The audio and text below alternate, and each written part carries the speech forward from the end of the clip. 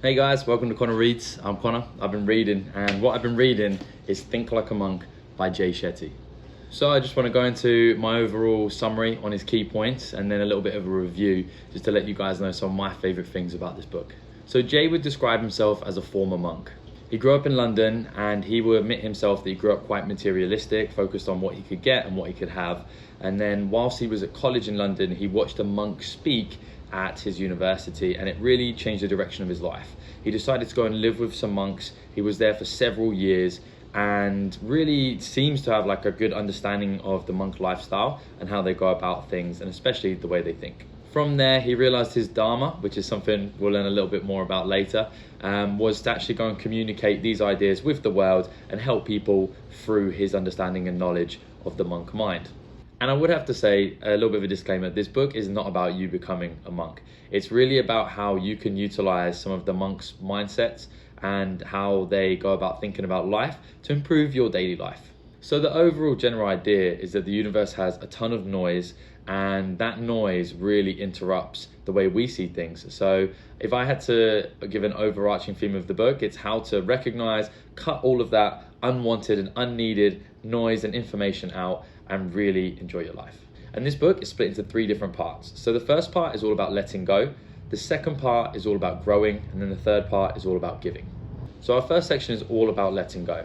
And the first thing we need to do is really figure out our identity. The first thing that Jay highlights is that most of us are acting based on what we think that everyone around us thinks of us. So the first thing we need to do when discovering our own identity is to try and clear out as much of that as possible.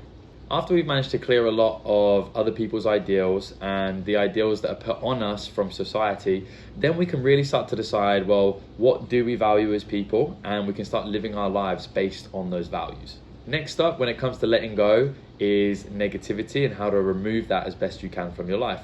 Throughout this book, Jay gives us a ton of awesome tools to utilize the information that he's giving out. And there's loads of them, and I'm not going to be able to go through every single one, but one that seemed really simple and very profound was called spot, stop, and swap. It's the idea that getting rid of negative thoughts completely is really difficult. So the first thing we need to do is spot what a negative thought is and to realize when we're having them. The next thing that we need to do is decide to stop that negative thought and do something to interrupt it. And then finally, we need to swap in another thought, one that will actually be more positive and will help us in life. Our next section when it comes to letting go is all about losing our fear. Now, the word that Jay actually uses is detachment. So when it comes to fear, a lot of our fears are rooted in this idea of attachment. We're really worried about losing family members, relationships we have, things that we own, things such as our health as well. And what Jay advises is that the best way to lose this fear is to detach. And initially I was kind of scared. It's like, I don't want to detach and own nothing. I know that monk life is, very simplistic, and the goal of that is to not own anything. But I live in America, and I'm just not interested in not owning anything at all. My life would be very difficult, and it would definitely ostracize me a bit. But don't worry if you're thinking along the same lines. It's not about not owning anything. It's about not having anything that you own you, which was a really profound idea and made a lot of sense. And the final part of our let go section is all about intention. When it comes to intention, Jay says that there are 4 main reasons and underlying motivating factors for doing anything: fear, desire, duty, and love. Duty and love are incredible reasons to do things. And what they tend to do is they really give us a sense of purpose, and they really give us a wholesome feeling with no come down of doing the things when it's driven by duty and love. Fear and desire, whilst giving us some amazing highs, can also give us some really low lows, some big troughs if we operate out of those 2 ideals. So really looking at what I'm doing on a day-to-day basis and deciding, well, is it dutiful? Is it from love? And if it's not, then either changing my intention behind what I'm doing, or maybe stopping that because it's not helping me at all. And then at the end of that section, he really talks you through a guided meditation. I've never really been someone who's meditated before. The idea of it seems a bit cosmic and strange to me, being quite a practical person. However, he really simplifies it and lets me know that the goal of this meditation is really just to get to know yourself better, to calm your mind, and to spend time actually trying to identify where some of these fears and issues you have are coming from. And it was really profound because I had never really meditated before. But after 10, 15, 20 minutes, you do feel your head completely clear. And you start to, when you spend a lot of time just focused on, well, why is this? And getting to the root of a little bit more about yourself, you'll realize that you do have a lot of the answers. You just need to quieten your mind enough to try and figure out, okay, well, what is the real problem? And yeah, it was incredible for me because I had never really considered meditation, and it's not something that I really believed in, if I'm completely honest. So, hats off to Jay for getting me to try that and simplifying it enough so that someone like me could really understand the practice. Our next section is all about growing.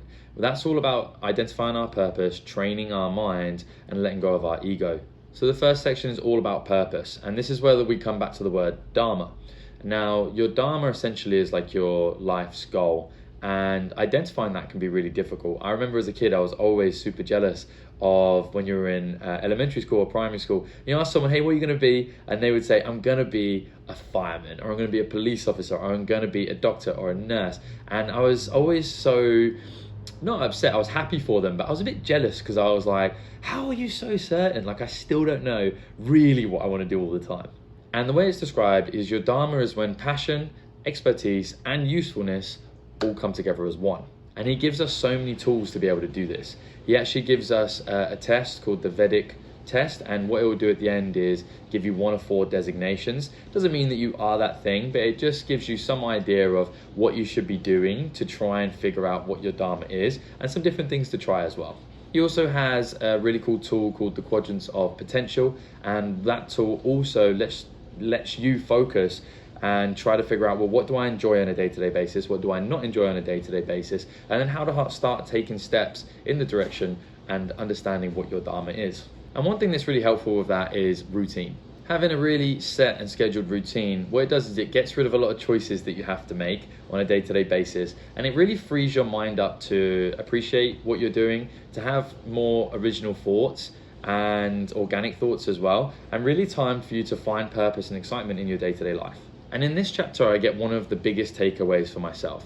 He talks about, let's say, for example, in your routine, after dinner is finished, you always do the dishes immediately before you have dessert, just his example.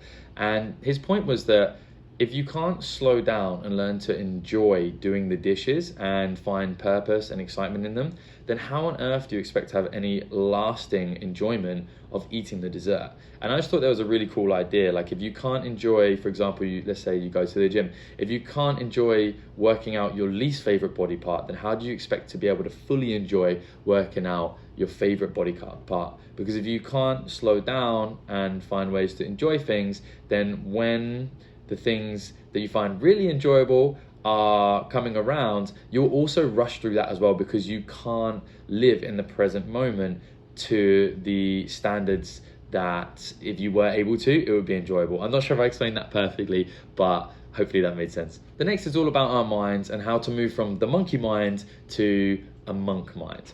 Now, the way he describes a monkey mind and the mind of me and you is really, it's like a monkey swinging from branch to branch to branch. There's no real direction, and as thoughts come, we just grasp onto them. But training this is really key, because our monkey mind is like a child and our monk mind is like an adult. And all we really need to do is open up a proper dialogue between these two and to realize that they are a bit different. It really talks about how you are not your thoughts and you are not your mind. So if we imagine our head, our being, as like the sky, and essentially the sun is yourself. It's always going to be there. It's not going to change.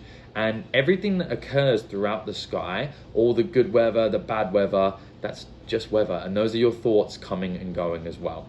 You are not your thoughts. So learning how to control them and not be ran by those is really important. And that's really what having a monk mind is all about. He gives us a ton of tools to be able to do this. We do a lot of work on reframing, writing out our thoughts, detachment, and then we do a ton of work about being present and staying in the moment. And then our final section is called ego, and that's the last section of grow in the book. And he initially talks about how our ego can do us so much harm. It tells us we know everything already, so it stops us from learning. It stops us from growing because it tells us we're fully grown already. And it can also stop us from being truly happy, because we gloss over so much of ourselves that we don't really know who we are. And that makes it really hard to love yourself if you're not 100% certain who you are. And that really resonated with me.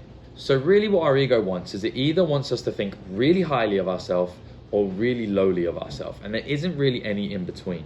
And the way it decides that you should do that is it either props you up on arbitrary things like amount of money in your bank account, how good looking you think you are, and those types of things, or based on those same arbitrary metrics that really don't matter, it will force us to put ourselves at the bottom of a pile because we're not feeling good about ourselves at that time. So what the monk mind is all about is detaching from those ideas and living much more in the middle. And one of the best tools for that is forgetting the good that we have done for others and forgetting the bad that they have done to us, and to remember the bad we have done to others and the good they have done for us. What this is designed to do is generally increase our gratitude, which is really, really important with releasing and letting go of our ego. So the final section is called Give, and the overall message is gratitude, and it's split into 3 sections. And it's gratitude, relationships, and service to others. And the overall theme is really how you can give to people, and your selflessness will boost your self-esteem. Now, if you think some of these ideas are really profound and I haven't explained them perfectly, it's because there's a lot in this book. It's an incredible book. I can't recommend it enough to everybody. And here's some of the things that I really enjoyed about it.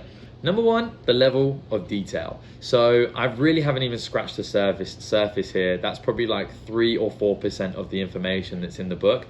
And one thing, the level of detail meant that I read this book really slowly, because like with a lot of self-help books, the ideas are incredible, the information's amazing, and what that means is that it's not really like, if I'm reading like 4 or 5 pages, sometimes there's like 4 or 5 really profound potentially life-altering pieces of information there, and it's not something you can just read and be like, okay, got that now. It's like something I need to go and practice and think about how it affects me on a daily basis and form a habit based on that. So when it comes to self-help books, I always read them slowly, but this one especially, it just felt like I was having epiphany after epiphany on every single page. The next thing I loved was the exercises. The exercises really helped tie together some of these ideas.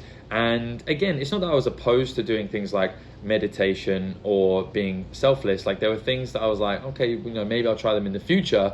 But he really simplified them, and he made it so simple for me to be like, okay, I can see how this practice connects to what I was supposed to be learning. And it reinforced the idea every single time.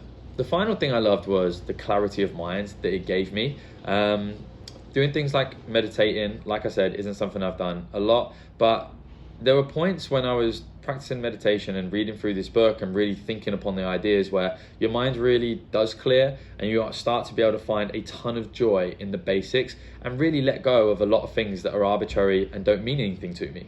So is this a book I'd recommend? 100%. And I'll go out there and say, like, these aren't ideas that I normally explore. And if I'm honest, they're ideas that I would probably scoff at and laughed at before reading this book. But it's a testament to Jay Shetty and his communication ability, even through a book, that really got these ideas across to me.